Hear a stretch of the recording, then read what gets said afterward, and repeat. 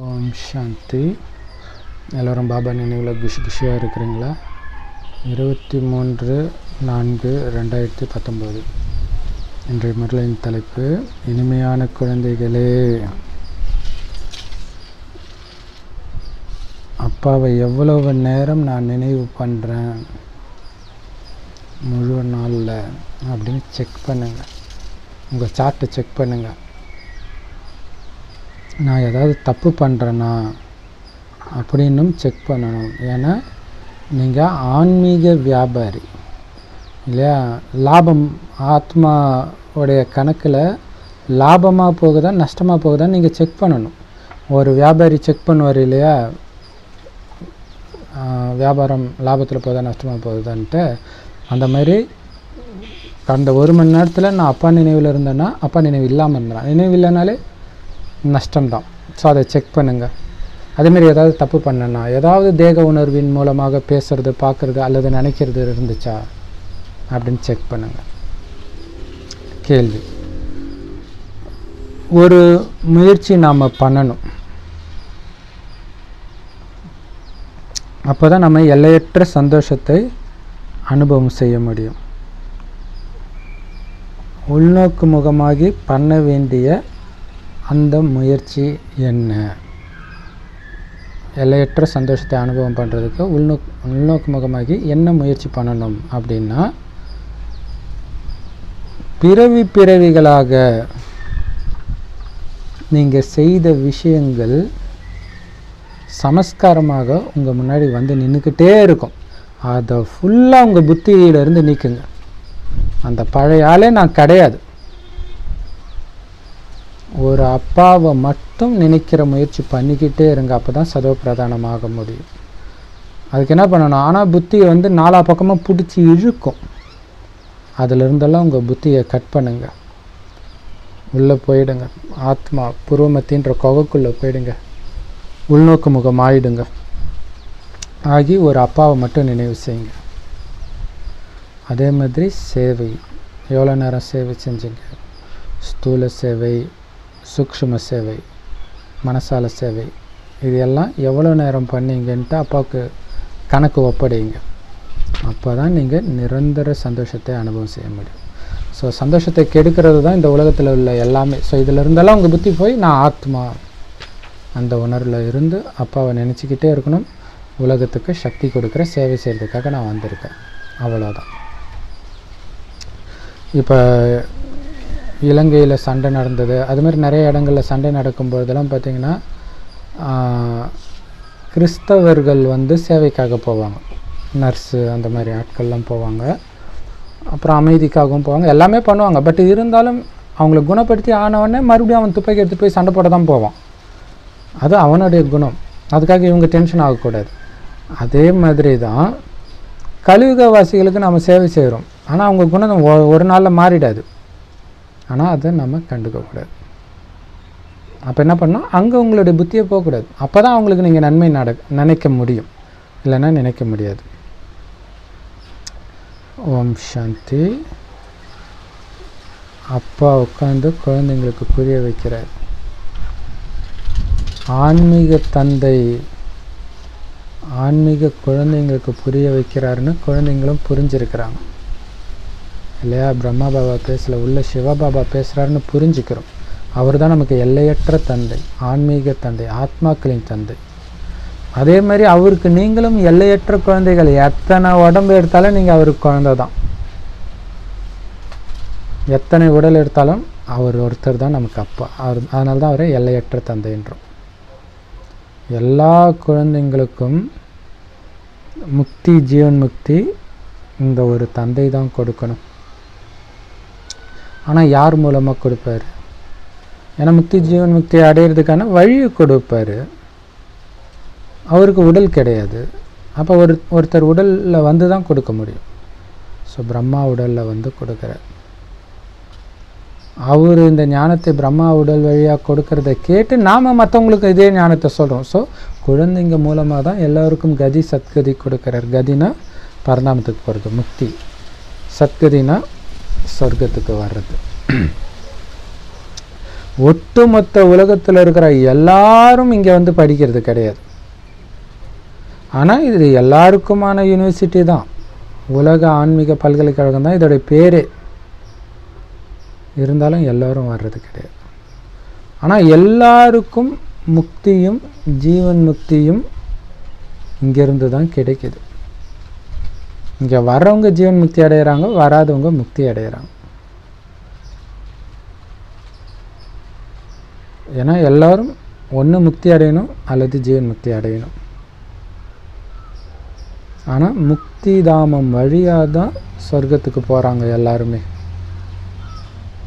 இப்போ சொர்க்க வாசல் திறப்பிழா, சொர்க்க வாசல்னே அதை தான் சொல்ல முடியும், பரந்தாமத்தை தான். இல்லை, பரந்தாமத்திலேருந்து தானே வரும். எல்லாரும் அங்கேருந்து கீழே ஒருத்தராக வந்து தான் ஆகணும், அவங்கவுங்க நடிப்பை நடித்து தான் ஆகணும். அங்கேயே கடைசி வரைக்கும் யாருமே இருக்க முடியாது. இருந்தால் அதுக்கு பேர் மோட்சம், பிறவா நிலை ஆகிடும். அப்படி யாருமே இருக்க முடியாது. கடவுளே வந்து தான் ஆகணும், அப்புறம் மனிதன் ஏமாத்திரம். ஸோ அவங்க நடிப்பு இந்த பூமியில் வர வரைக்கும் அங்கே தங்கிக்கலாம். குழந்தைகளாகிய உங்களுக்குத்தான் படைப்பவரை பற்றியும் அவருடைய படைப்பை பற்றிய ஞானம் இப்போ தான் தெரிஞ்சுக்கிறோம். குழந்தைங்களுக்கு மட்டும்தான் இது தெரியும். இந்த படைப்பு அனாதியாக இருக்குது, எப்பவுமே இருக்குது. இல்லை திடீர்னு மந்திரகாளி போட்டு இறைவன் படைக்கலை. இந்த படைப்பு எப்பவுமே இருக்குது. இதோடைய படைப்பவர் ஒரு சிவத்தந்தை தான், அவர் மட்டும்தான். அழிவற்ற இந்த படைப்பின் படைப்பு கர்த்தா ஒரு சிவத்தந்தை மட்டும்தான். எல்லா ஆத்மாக்களும் அந்த ஒரு எல்லையற்ற சிவத்தந்தையுடைய குழந்தைங்க. இதை தெரிஞ்சுக்கிட்ட உடனே குழந்தைங்க வந்து யோகத்தை கற்றுக்க ஆரம்பிச்சிடுவாங்க. பாரதத்துக்குத்தான் இந்த யோகம். ஏன்னா அப்பா பாரதத்தில் தான் வரார். இந்த நினைவு யாத்திரையை பாரதவாசிகளுக்குத்தான் பாபா சொல்லிக் கொடுக்குறார். இப்போ எவ்வளோ பாக்கியசாலிங்க நம்ம பாருங்கள். ஸோ பாரதவாசிகளுக்கு தான் இந்த ஞானத்தை கொடுத்து தூய்மையாக்குறார். இந்த உலக சக்கரம் எப்படி சுற்றுதுன்ற ஞானத்தையும் கொடுக்குறார். அவருக்கு என்ன ஞானம் இருக்குமோ அதை இப்போ நமக்கும் கொடுத்துட்டார். நமக்கும் தெரியும். ருத்ர மாலை அதை நினைக்கிறாங்க, வழிபடுறாங்க.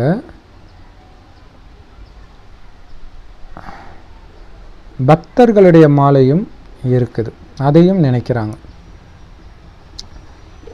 ஸோ உயர்ந்ததிலும் உயர்ந்த பக்தர்களுடைய மாலை இருக்குது. அதே மாதிரி ஞானத்தின் மாலையும் இருக்கணும் இல்லையா? பக்தி வேற, ஞானம் வேற. பக்தியுடைய மாலை இருக்கும்போது ஞானத்தின் மாலையும் இருக்கணும் தானே. ஆனால் பக்தர்களுடைய மாலை இருக்கு. அடுத்தது ருத்ர மாலை இருக்குது. அந்த ருத்ர மாலை தான் பரந்தாமத்தில் எல்லா ஆத்மாவும் தலைகீழே தொங்குது இல்லையா, சிவபாபா கீழே. ஸோ அதுதான் ருத்ர மாலை. ஸோ அதில் யார் பாபாவுக்கு பக்கத்தில் இருக்கிறாங்க, யார் தூரத்தில் இருக்கிறாங்க, இதெல்லாம் இருக்குது. எப்படி பக்கத்தில் போகிறாங்க? சங்கமயுகத்தில் முயற்சி பண்ணுறவங்க பக்கத்தில் வருவாங்க. பக்கத்தில் இருக்கிறவங்க தான் சீக்கிரமாக கீழே இறங்கி வந்து சொர்க்கத்தின் சுகத்தை முழுசாக அனுபவிப்பாங்க. அவங்க தான் விஷ்ணு மாலையிலும் வருவாங்க. உலகத்தில் உயர்ந்த மாலைனா அது விஷ்ணுவோடைய மாலை. விஷ்ணுவை வந்து சூக்ஷ்மவதனத்தில் காட்டுறாங்க. இவர் பிரஜாபிதா பிரம்மா, இவருடைய மாலையும் இருக்குது. ஏன்னா சமசப்பர் பாருங்க, பிரம்மா தான் விஷ்ணு ஆகிறாரு. சொர்க்கத்தில் விஷ்ணு ஆகிறாரு. அந்த சொர்க்கத்தில் விஷ்ணுவோடைய மாலை இருக்கும். இப்போ பிரம்மாவாக இருக்கிறார். ஸோ இவருடைய மாலையும் உருவாகுது. அப்படின்னு அர்த்தம் பிராமணர்களுடைய மாலை. ஏன்னா இந்த பிராமணர்களுடைய மாலை உருவாகிறத வச்சு தான் ருத்ர மாலை உருவாகுது. ஸோ எவ்வளோ கிட்ட பாபா கிட்ட போவோன்றது இப்போ நாம் எந்த அளவுக்கு முயற்சி பண்ணுறோம் வெறும் பாபா நினைவில் இருக்கிறதுக்கு அப்படின்ட்டு. ஸோ இப்போ பண்ணுற முயற்சியில் தான் ருத்ர மாலையும் உருவாகுது, விஷ்ணு மாலையும் உருவாகுது, விஷ்ணுடைய வெற்றி மாலையும் உருவாகுது. அதாவது விஷ்ணு ராஜ்யத்தில் வரவங்களுடைய மாலை. உயர்ந்ததிலும் உயர்ந்தவர் சிவபாபா. அதுக்கு அடுத்ததாக உயர்ந்ததிலும் உயர்ந்தது மகாவிஷ்ணுவுடைய ராஜ்யம். சொர்க்கராஜ்யம். பக்தியில் நிறைய அழகான படங்களை சித்திரங்களை உருவாக்கியிருக்கிறாங்க, எந்தவித ஞானமும் இல்லாமல். அதோடைய அர்த்தம் என்னன்னு தெரியாது, ஆனால் அழகாக உருவாக்கிட்டாங்க. ஆனால் நம்ம உருவாக்கின படத்தை எடுத்துகிட்டு போய் அறிமுகம் கொடுத்தீங்கன்னா எல்லோரும் புரிஞ்சுக்குவாங்க. அப்படி இல்லைன்னா சிவனையும் சங்கரையும் ஒன்று நினச்சிட்டு சங்கரை பார்த்து சிவா சிவான்னு சொல்லிட்டு இருப்பாங்க. பாபா சொல்கிறார், சூக்ஷ்மவதனத்தில் இருக்கிறது ஃபுல்லாக காட்சி காட்டுற விஷயந்தான், அங்கே உண்மையிலே எதுவுமே கிடையாது. அப்படி சூப்பராக சொல்லிருப்பாங்க. ஸோ காட்சி காட்டுறது தான். அங்கே எலும்பும் கிடையாது, சதையும் கிடையாது, அப்புறம் எப்படி அங்கே மனிதர்கள் இருப்பாங்க? அப்போ இருக்கிற மாதிரி நீங்கள் பார்க்குறதெல்லாம் காட்சி காட்சி இல்லையா? சொர்க்கத்தின் காட்சியெல்லாம் அங்கே அழைச்சிட்டு போய் காட்டுறாரு. ஸோ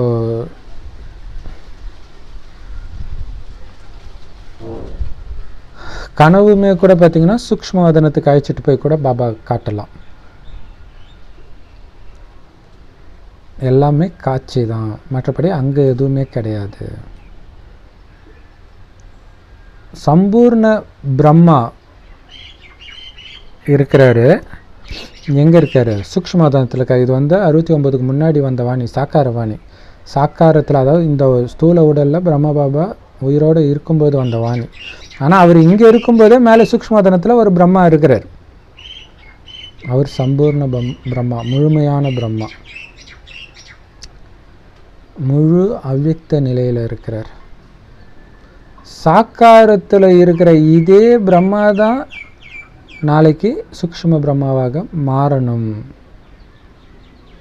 அப்போ தான் அவர் சூக்ஷ்ம தேவதை, ஏஞ்சல்னு சொல்ல முடியும். அதனால தான் அவருடைய படத்தை சூக்ஷ்மவதனத்தில் காட்டியிருக்கிறாங்க.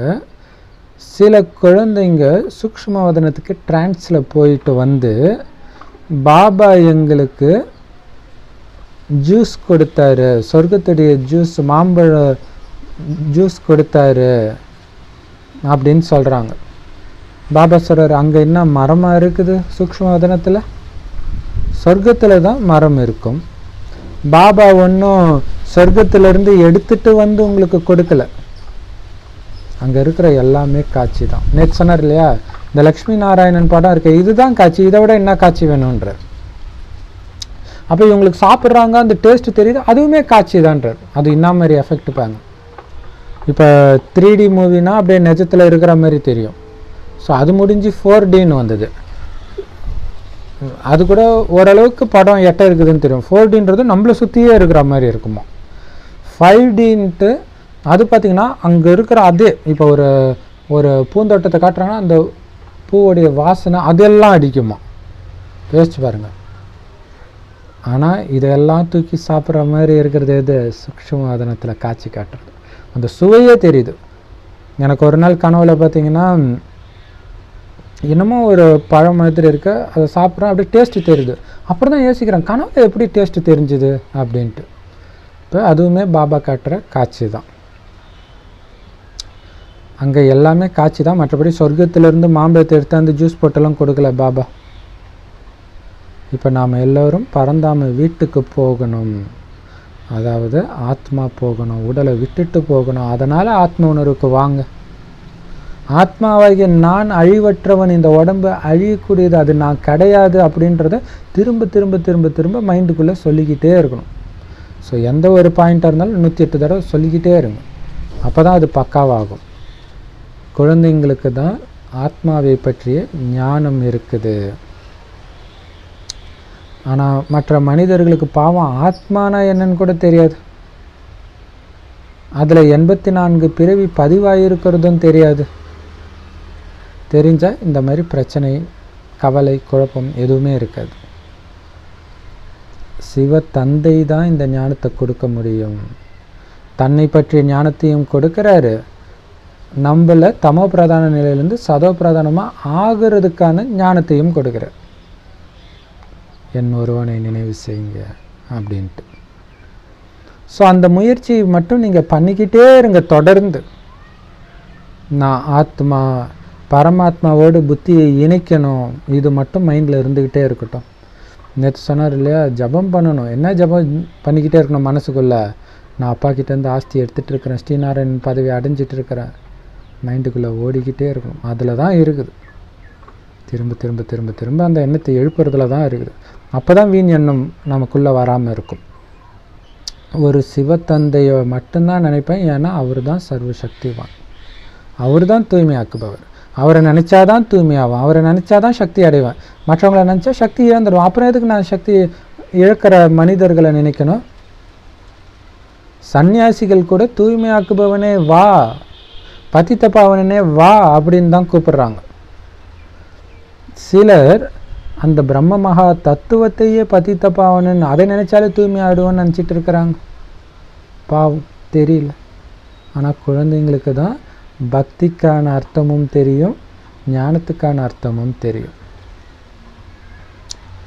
எவ்வளோ நேரம் பக்தி நடக்குதுன்னு தெரியும், எவ்வளவு நேரம் ஞான மார்க்கம் நடக்குதுன்னு தெரியும் இல்லையா? அரைக்கல்பம் பக்தி மார்க்கம், அரைக்கல்பம் ஞான மார்க்கம். ஸோ சுயம் பகவானே உங்கள் முன்னாடி வந்து இதை புரிய வைக்கிறாரு. இதில் தப்பாகிறதுக்கோ சந்தேகப்படுறதுக்கோ எந்த விஷயமும் கிடையாது. இதுக்கு முன்னாடி இதெல்லாம் உங்களுக்கு தெரிஞ்சுதா? எதுவுமே தெரியாமல் இருந்துச்சு இல்லையா?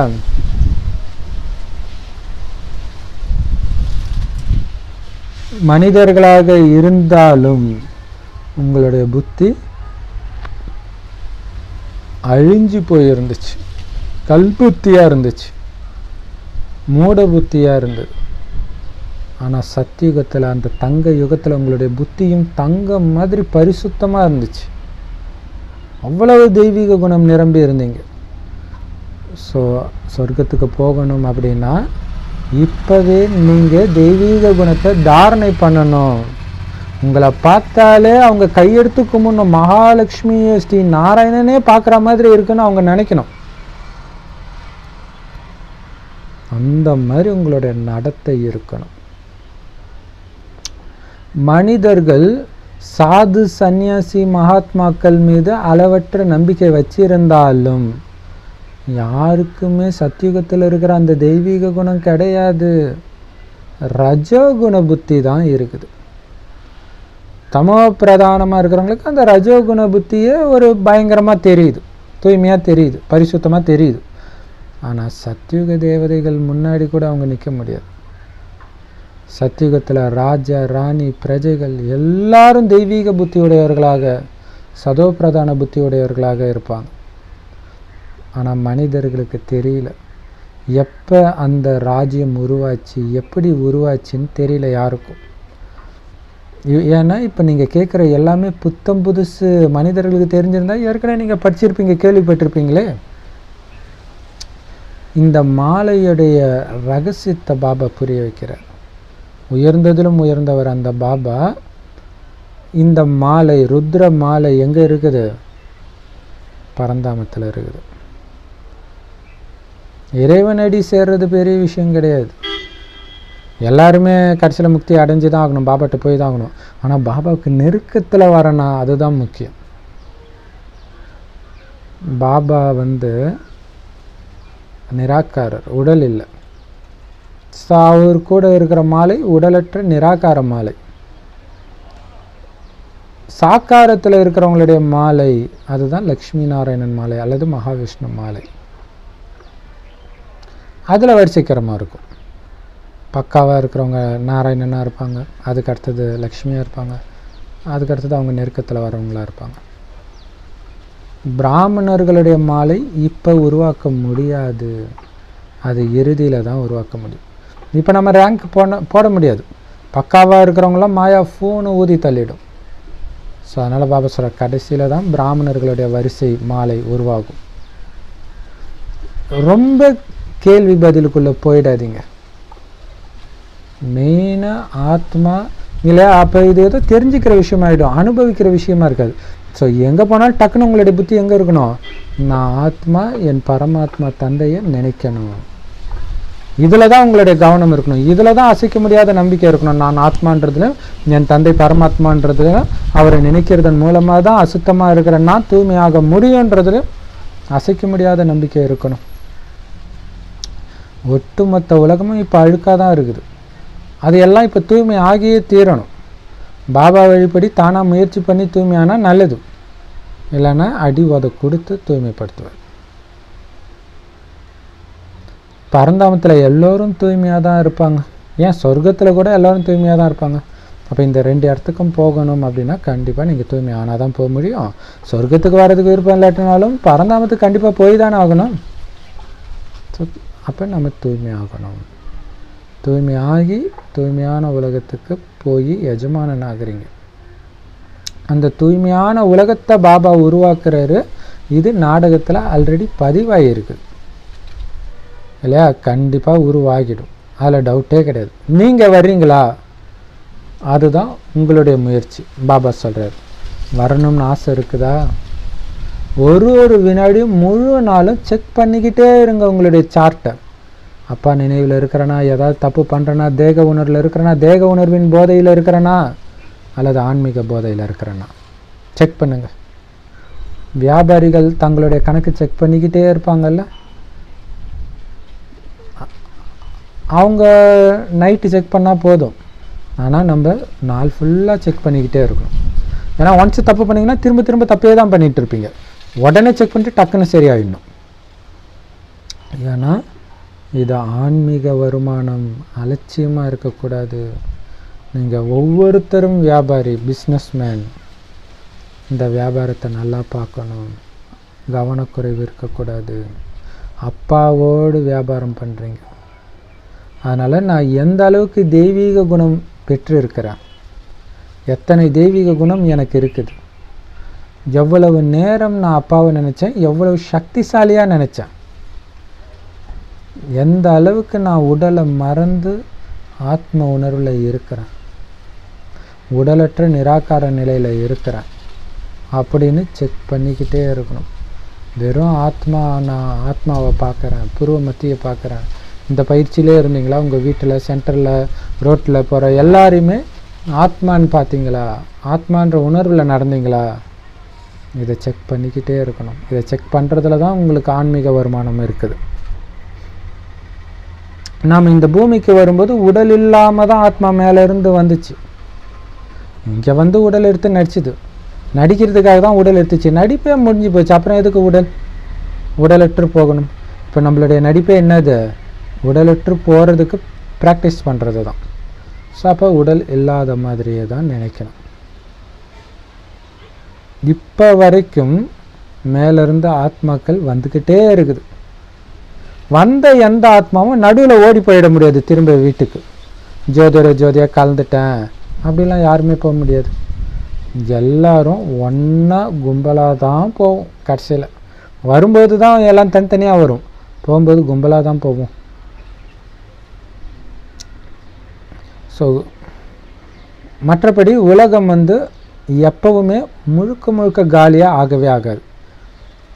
சில ஜீவராசிகள் இந்த பூமியில் எப்பவுமே இருக்கும், மனிதர்கள் உட்பட. அதிலிருந்து தான் விருத்தி அடையும். ராமரும் போனார், ராவணனும் போனாங்க அப்படின்ட்டு சொல்கிறாங்க. இப்போ 2 பேருமே இருக்கிறாங்க. ராமராகிய சிவபாபாவும் இருக்கிறாரு, நம்மளை அடிமைப்படுத்தி வச்சிருக்கிறார் ராவணனும் இருக்கிறான். ஸோ ராவணன்கிட்ட தப்பிக்கிறதுக்கான வழியை இறைவன் சொல்கிறார். ஸோ கேட்குறவங்க தப்பிச்சிடுவோம், பரந்தாமத்துக்கு போயிட்டு அப்புறம் சொர்க்கத்துக்கு வந்துடுவோம். கேட்காதவங்க ராவணனுடைய சம்பிரதாயத்தினர், அவங்களும் பரந்தாமத்துக்கு போவாங்க, ஆனால் திரும்பி சத்தியுகத்துக்கு வரமாட்டாங்க, அங்கேயே இருந்துக்குவாங்க. இந்த பூமி மறுபடியும் நரகம் ஆன பிறகு தான் அவங்க பிறவி எடுப்பாங்க. மற்றபடி நிரந்தரமாக அங்கேயே யாருமே இருக்க முடியாது. ஸோ ராவண ராஜ்யம் மேலே இருக்கும்போது பாபா குழந்தைகளாகி நீங்கள் கீழே ராஜ்யம் பண்ணிகிட்டு இருப்பீங்க. இன்னும் போக போக அனைத்தின் பற்றிய காட்சி உங்களுக்கு கிடைக்கும். புத்தம் புது உலகம் எப்படி நிறுவப்படுது, கடைசியில் என்ன ஆகும், எல்லாத்தையும் நீங்கள் தெரிஞ்சுக்கணும். ஸோ எல்லாத்தையும் பாபா வாணியில் தெரியப்படுத்திக்கிட்டே இருப்பார். கடைசியில் நம்மளுடைய தர்மம் மட்டும்தான் இருக்கும். அந்த தங்க யுகத்தை நீங்கள் தான் ஆட்சி செய்வீங்க. ஸோ அங்கே யாருமே நம்மளை எதிர்த்தெல்லாம் பேச மாட்டாங்க. அவ்வளோ அமைதியாக ஆனந்தமாக இருக்கும்.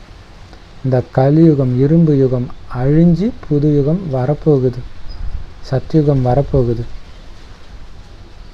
இந்த நேரத்தில் ராவணனுடைய ராஜ்யத்தில் சார்ந்தவர்களும் இருக்கிறாங்க, ராமராஜ்யத்தை சார்ந்த நீங்களும் இருக்கிறீங்க. ஆனால் ராமராஜ்யத்தை சேர்ந்தவராக மாறலை, பட் அதுக்கு தகுதி அடைஞ்சிட்ருக்குறோம். ஆனால் கரெக்டு தான், ராமராஜ்யம்ன்றது ராமர்னு இங்கே சிவனை சொல்கிறோம். ஸோ சிவனுடையவராக இருக்கிறோம், மற்றவங்க சாத்தானுடையவராக இருக்கிறாங்க.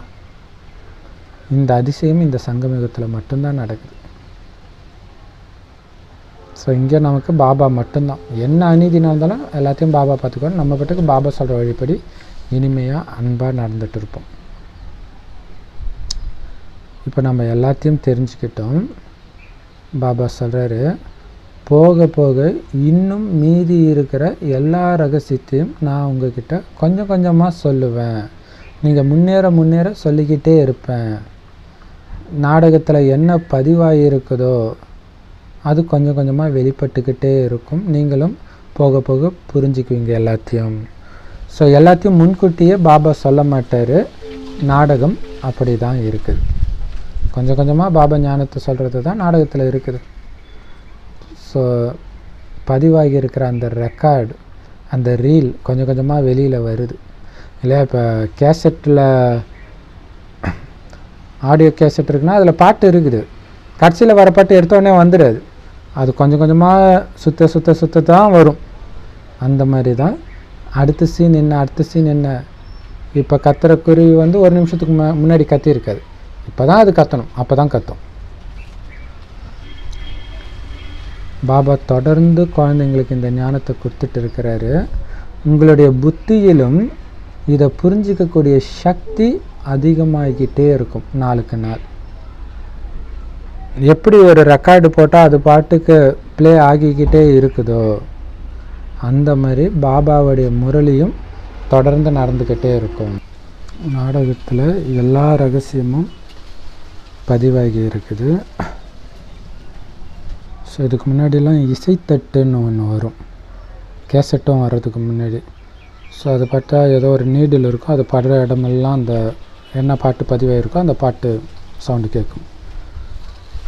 அந்த நீடில் எடுத்து நீங்கள் வேறு இடத்துல வச்சிங்கன்னா அந்த இடத்துல என்ன பாட்டு இருக்கோ அது பதியும். அந்த மாதிரி இந்த நாடகத்தை நீங்கள் மாற்ற முடியாது. அதில் என்ன இருக்குதோ துல்லியமாக அதுதான் வரும். உங்கள் இஷ்டத்துக்கு ஸ்பீடாக இப்போ பார்த்தீங்கன்னா ஃபாஸ்ட் ஃபார்வேர்டு, எனக்கு பிடிக்காத சீன்னா ஃபார்வர்ட் பண்ணிக்குவேன், அதெல்லாம் முடியாது. நாடகத்தில் உள்ளது அதே வேகத்தில் தான் போகும், துல்லியமாக, எதுவுமே புதுசு கிடையாது.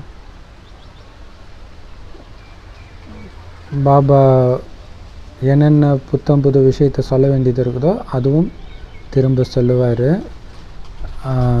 இதை நீங்கள் கேட்டு மற்றவர்களுக்கு புரிய வைக்கிறீங்க. மற்றது எல்லாமே மறைமுகமாக இருக்குது, ரகசியமாக இருக்குது.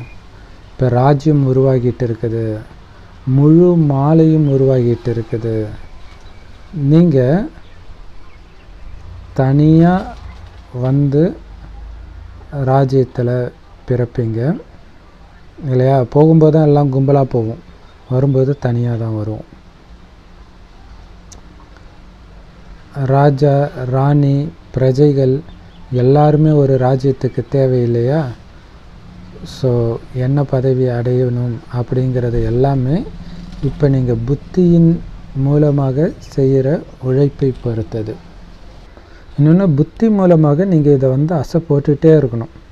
நான் போக போகிறேன், நாராயணன் ஆக போகிறேன், அங்கே ராஜ்யமே வரப்போகுது.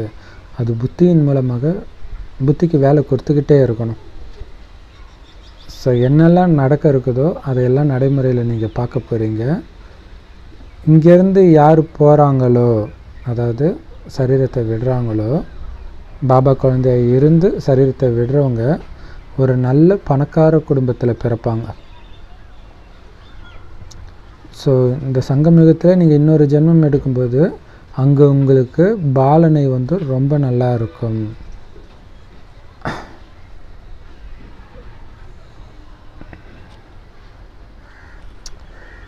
இப்போ கூட நிறைய பேருக்கிட்ட ரத்தின கிரீடங்கள்லாம் இருக்குது, ரத்தினம் பதிக்கப்பட்ட நிறைய நகையெல்லாம் இருக்குது.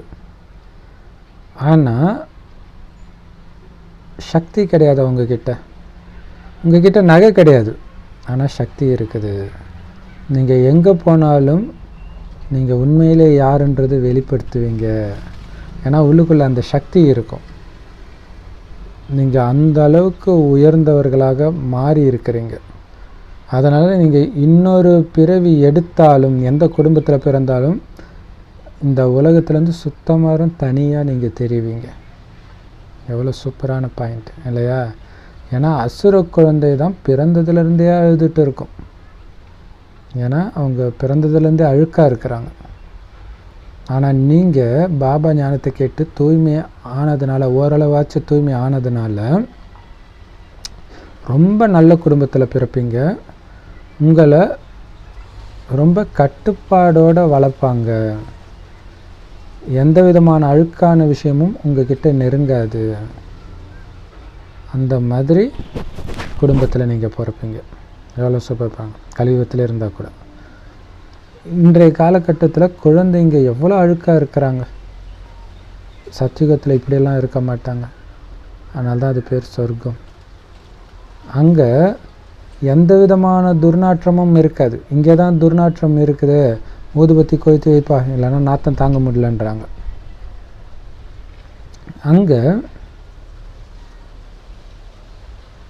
நறுமணம் மிக்க மலர்கள் இருக்கும் தோட்டத்தில். மனிதர்களும் தெய்வீக குணங்கள நறுமணம் மிக்கவர்களாக இருப்பாங்க. மலர்களையும் உண்மையிலே பயங்கர நறுமணம் இருக்கும். 100% நறுமணத்தை அங்கே தான் நீங்கள் பார்க்க முடியும். இங்கே இருக்கிறது 1% நறுமணம் கூட கிடையாதுன்றார் இங்கே இருக்கிற மலர்களில்.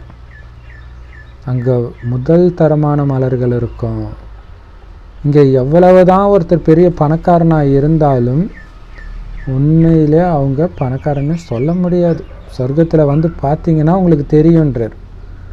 இங்கே எதுவும் இல்லாததுக்கு இவங்க ஒரு பணக்காரன்னு சொல்லிக்கிறோம், அவ்வளோதான். அங்கே பலவிதமான பொருள்கள், பலவிதமான உணவுகள் இருக்கும். அங்கே பாத்திரங்கள் கூட தங்கத்தினால் இருக்கும். திரும்புகிற பக்கமெல்லாம் தங்கமாக இருக்குமா. இங்கே கல் எப்படி இருக்குதோ அந்த மாதிரி, இங்கே கல் எப்படி மலிவாக இருக்குதோ அந்த மாதிரி திரும்புகிற பக்கம்லாம் கல் இருக்கிற மாதிரி அங்கே தங்கம் இருக்கும். மணலில் கூட தங்கம் இருக்கும். அப்போ எவ்வளோ தங்கம் அங்கே இருக்கும்னு யோசித்து பாருங்கள். ஸோ தங்கத்தை வச்சு தான் அங்கே பில்டிங்கே கட்டுவாங்க. அதே மாதிரி அங்கே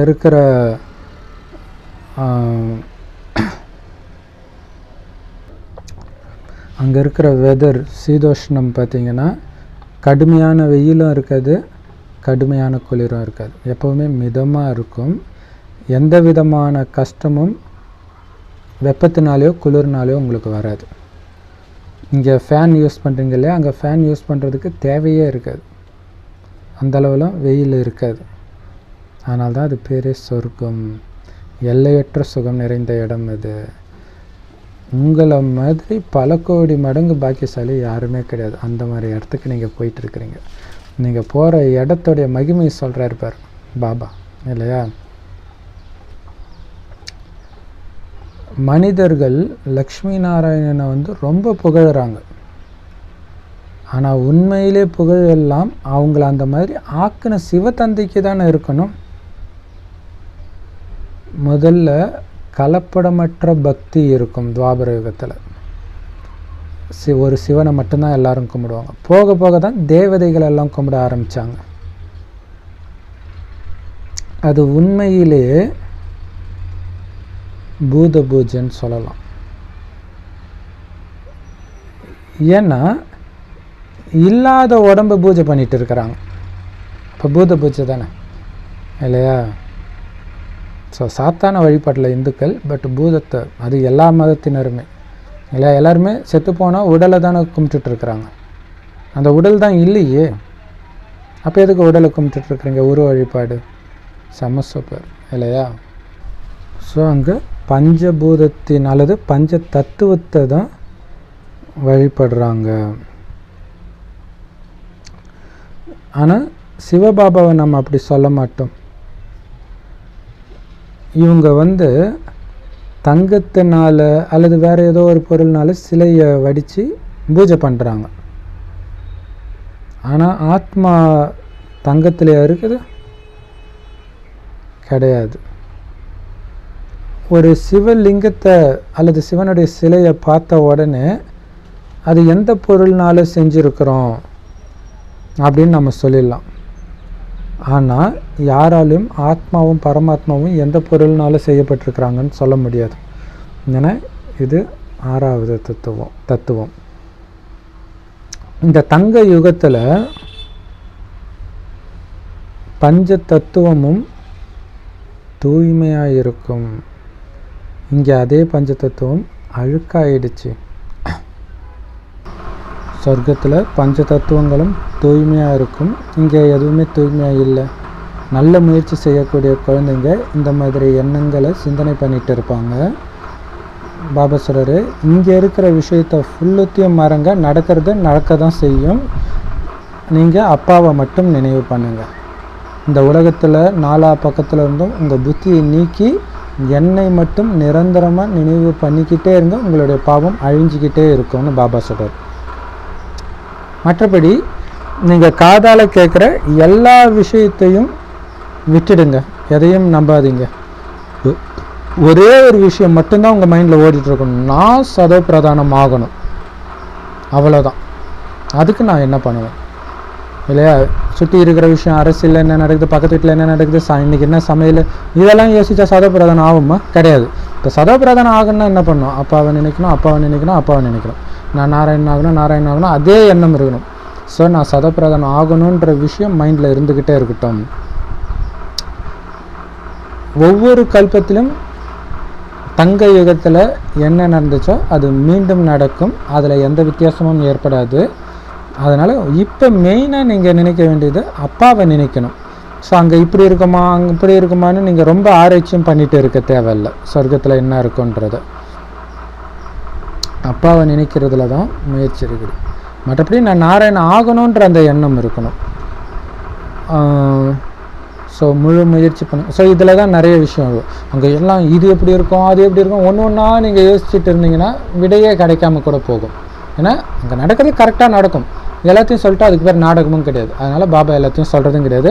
உங்களுடைய வேலை அப்பாவை நினைவு செய்யுங்க, நாராயணன் ஆகணுன்ற லட்சியம் மட்டும் வைங்க. அதுக்கு முயற்சி தேவை, முழு முயற்சி பண்ணணும். நிறைய விதமான மாயின் புயல்கள் கண்டிப்பாக வரும். பிறவிகளாக நிறைய பாவம் பண்ணியிருப்பீங்களா, அது எல்லாம் உங்கள் முன்னாடி வந்து நிற்கும் மாயையா. அதில் இருந்தெல்லாம் உங்கள் புத்தியை நீக்கி ஒரு அப்பாவை மட்டும் நினைவு பண்ணிக்கிட்டே இருங்க. உள்நோக்கு முகமாக ஆத்மா இப்போ எந்த நிலையில் இருக்குதுன்றதில் மட்டும் கவனம் வைங்க.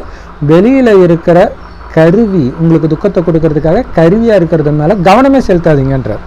ஏன்னா ஜென்மமாக செஞ்ச தப்பு அது பாவம் வந்து தான் தீரும், யார் ரூபத்திலேயாவது வரும். ஆனால் உங்களுடைய முயற்சியில் எங்கே இருக்கணும்? அப்பாவை பிடிச்சிங்கன்னா அது ஓடி போயிடும். அப்பாவை பிடிக்கணும், அந்த 3 கால ஞானத்தை பிடிக்கணும். அதனால தான் பார்வதி தேவி கையில் போய் அந்த திரிசூலம் வச்சுருக்கிறாங்க. ஏன்? அந்த 3 கால ஞானத்தை பிடிச்சிட்டு இருக்கிறாங்க. நான் யார் என்ன ஆகிட்டு இருக்கிறேன், சுற்றி இருக்கிற விஷயங்களை நாட்டம் காண வைக்கிறா, இதில் மட்டும் கவனம் வைங்க. குழந்தைங்களுக்கு இப்போ விழிப்புணர்வு வந்திருக்குது, ஆன்மீக விழிப்புணர்வு நினைவு வந்திருக்குது. ஆனால் அதில் வரிசைக்கிரமாக இருக்குது. எந்த அளவுக்கு முயற்சி பண்ணுறாங்களோ அந்த அளவுக்கு தான் நினைவு இருக்குது. உங்களுடைய சேவை சொல்லும் நீங்கள் எந்த அளவுக்கு பாபா நினைவில் இருக்கிறீங்களா இல்லையான்ட்டு. சேவை செய்கிறவங்க அந்த சேவை செய்கிற குஷியில் இருப்பாங்க. யார் நல்ல சேவை செய்கிறாங்களோ அவங்க பாபாவுக்கு நிரூபணம் கொடுக்குறாங்க. அவங்க இங்கே கைடாக வராங்க. அவங்க மற்றவர்களுக்கு விளக்கம் கொடுக்கறத வச்சு டக்குன்னு தெரியுது யார் மகாரதி குழந்தை, யார் குதிரைப்படை, யார் காலாட்படை அப்படின்னு ஈஸியாக தெரியுது. மகாரதினா யார்? யானைப்படை. யானை எதுக்கும் நிற்காது, போய்கிட்டே இருக்கும். குதிரை வேகமாக போகும், ஆனால் ஏதாவது ஒரு பயமாக இருக்குதுன்னா நின்றுடும். காலாட்படை கேட்கவே தேவையில்லை. ஸோ யார் எப்படின்றது சேவை செய்யும்போது பாபா தெரிஞ்சுக்கிறார். நல்லது. இனிமையிலும் இனிமையான காணாமல் போய் கண்டெடுக்கப்பட்ட செல்ல குழந்தைகளுக்கு அன்பு நினைவுகள் மற்றும் குட் மார்னிங் அப்படின்னு பாப்தாதா சொல்கிறாங்க. நம்மளும் பாப்தாதாவுக்கு குட் மார்னிங் சொல்கிறோம். தாரணைக்கான முக்கிய சாரம், சதோ பிரதானமாக ஆகணும் அப்படின்னா எல்லாத்தையும் புத்தியினால் தியாகம் பண்ணுங்கள். உங்களுடைய புத்தியை நாலாபுறத்துலேருந்தும் நீக்கி உடல்ன்றதையும் மறந்து வெறும் ஆத்மாவாக இருக்கிறேன், உடலற்ற ஆத்மாவாக இருக்கிறேன் அப்படின்ற பயிற்சி நினைவு பண்ணிக்கிட்டே இருங்க. தெய்வீக குணங்களையும் தாரணை பண்ணணும். நல்ல நல்ல எண்ணங்களை உருவாக்கிக்கிட்டே இருக்கணும். ராஜ்யத்தில் என்ன இருக்கும் அப்படிங்கிறத நினச்சி பார்த்து பார்த்து அதை அடையிறதுக்கு உங்களை தகுதியுடையவராக மாற்றிக்கணும். ரொம்ப நல்ல குணமுடையவராக மாறணும். ஸோ இங்கே இருக்கிற எல்லாத்துலேருந்தும் உங்களுடைய புத்தியை நீக்கணும். வரதானம்.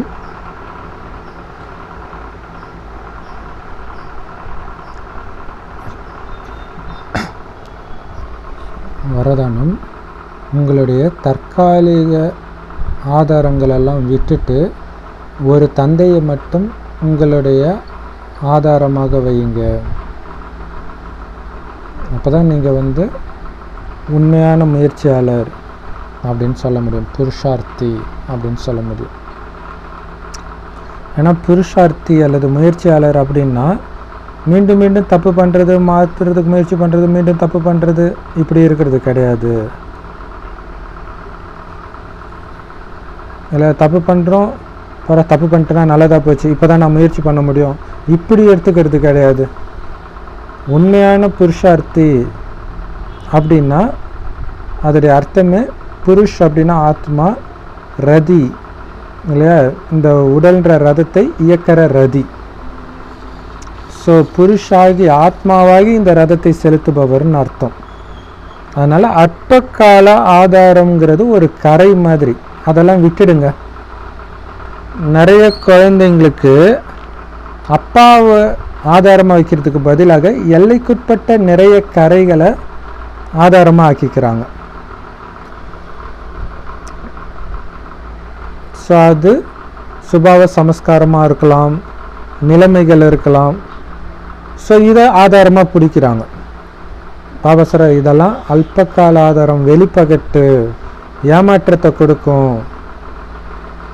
ஸோ உண்மையான ஆதாரம் அப்பாவுடைய நினைவுன்ற குடை நிழல் மட்டும்தான். அதுக்கு பதில் ஒரு குறிப்பிட்ட மனிதர், ஒரு நல்ல குணமுள்ள மனிதர், அல்லது இந்த இடத்துல நான் நல்லா இருப்பேன், அதெல்லாம் உங்களை ஏமாற்றிடும். சும்மா பகட்டு, நிரந்தரமாக இருக்காது. ஸோ உங்களுடைய குணம் பக்காவாக ஆகணும் அப்படின்னா அப்பாவை மட்டும் பிடிங்க, தானாகவே பக்காவிடுங்க. ஸோ அதுதான் நிரந்தரமாக உங்கள் கூட இருக்கும், உங்களுடைய குணம்தான். அந்த குணத்தை மாற்றணும்னா அப்பாவை எப்போவுமே துணைவனாக வச்சுக்கணும். அதை விட்டு மற்ற மனிதர்களையோ அல்லது சாதனத்தையோ சூழ்நிலையோ உங்களுடைய ஆதாரமாக பிடிக்காதீங்க அப்படின்னு சொல்கிறார். அது வரதானம். ஸ்லோகனில் பாபா சொல்ற, ஒரு ஞானம் நிறைந்த குழந்தை அப்படின்னா மாயாவை தூரத்தில் பார்த்த உடனே அந்த மாயாவை எதிர்கொள்கிறதுக்கு தேவையான சக்தியின் சொரூபமாக மாறிடுமா. எவ்வளோ சூப்பர் இல்லையா? டென்ஷன் ஆகிற பார்ட்டி ஒருத்தன் வரான்னு தெரிஞ்சிட்டாலே இங்கே அப்படியே நான் அமைதியான ஆத்மா, என்ன ஆனாலும் நான் அமைதியை இழக்க மாட்டேன், அந்த பயிற்சியில் போயிடுவாங்க, மூழ்கிடுவாங்க. ஸோ நான் அமைதியாக இருக்கிறேன். ஸோ அதில் கவனம் கொடுத்துக்கிட்டே இருப்பாங்க. ஸோ அதேமாதிரி காமத்தை தூண்டக்கூடிய நபர் வராங்கன்னா, நான் தூய்மையானவன், நான் இழக்க மாட்டேன், பாபா நான் அவன் கூடவே இருக்கேன், உன்னை பார்த்துக்கிட்டே இருக்கேன், உலகத்துக்கே தூய்மை அதிர்வலை கொடுத்துட்டு இருக்கிறேன். ஸோ அந்தந்த சுச்சுவேஷனுக்கு ஏற்ப என்ன பாயிண்ட் வரணுமோ அந்த பாயிண்ட்டை கடன்னு சுற்ற ஆரம்பிச்சிருவாங்க. ஓம் சாந்தி. Love you, Baba. Thank you, Baba.